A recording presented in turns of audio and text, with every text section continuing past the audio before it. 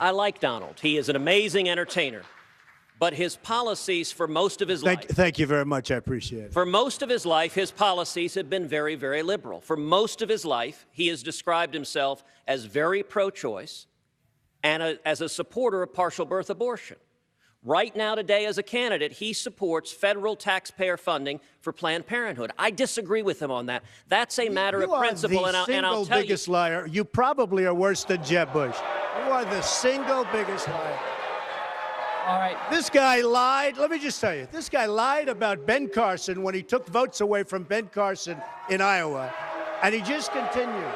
This guy will say anything. Nasty guy. Now I know why he doesn't have one endorsement from any of his colleagues. All right, John, I get to respond. Pick from the buffet there. He's a nasty guy. Now, Donald has this weird pattern.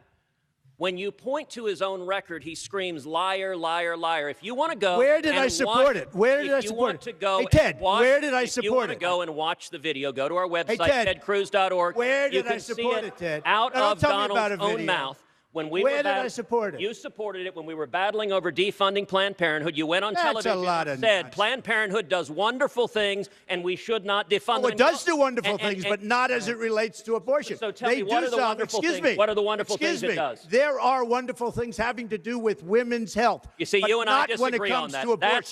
Not when it comes to abortion. That's where I draw the line. John, the reason how I know that... Hold on, gentlemen. I'm going to turn this car around. John Roberts, Ted Cruz, with your brother, wanted John Roberts to be in the United States Supreme Court. They both pushed him. He twice approved Obamacare. All right, gentlemen. Good going, man. My name was my name was mentioned twice. Well, hold on.